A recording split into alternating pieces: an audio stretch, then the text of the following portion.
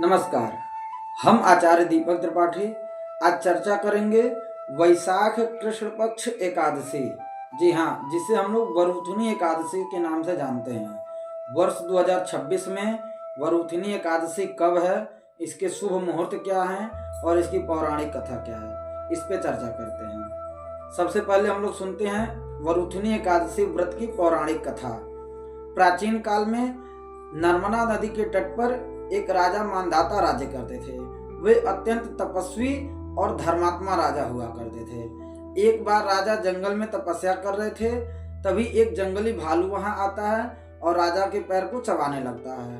भालू राजा को घसीटकर जंगल के अंदर लेकर के जाता है।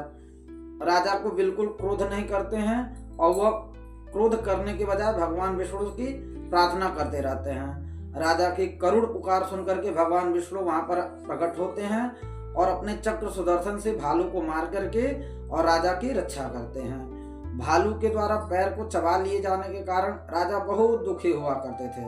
तब भगवान विष्णु ने उनसे कहते हैं, हे राजन, तुम दुखी मत हो और तुम्हारे पूर्व जन्म के जो अपराध थे उसके फल में तुमको यह प्राप्त होता है। तुम वैशाख कृष्ण पक्ष की वरूथिनी एकादशी का व्रत मथुरा में जाकर के मेरे 12 अवतार की मूर्ति की पूजा करो और विधि विधान से इस व्रत को करो। इस व्रत के प्रभाव से तुम्हारा शरीर पुनः पहले जैसा हो जाएगा।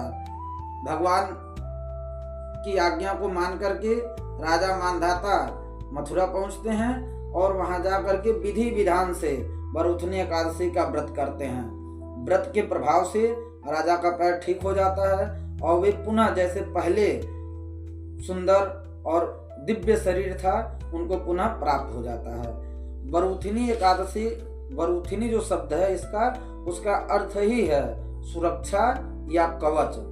मान्यता यह है कि यह व्रत भक्त की सभी कष्टों को और सभी दुखों से रक्षा करता है। इस व्रत के करने से 10,000 वर्षों तक की तपस्या से और स्वर्ण दान के बराबर जो पुण्य मिलता है वो एक इस एकादशी व्रत को करने से मिल जाता है।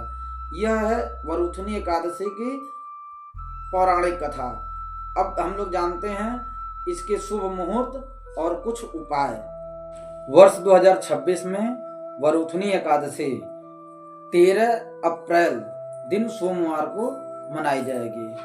14 अप्रैल दिन मंगलवार को प्रातः सूर्योदय के पूर्व ब्रह्म मुहूर्त में आप सो करके उठिए, स्नान ध्यान कर करके और आप शुद्ध सात्विक भोजन जो भी आपके घर में बने हैं उसका आप पारण कर सकते हैं। 14 अप्रैल दिन मंगलवार को स्नान ध्यान करके भगवान विष्णु का पूजन करके और किसी पात्र में जल और सतुआ, जी जिस जौ के आटे को कहीं सत्तू बोलते हैं कहीं सतुआ बोलते हैं, उसका दान करना चाहिए।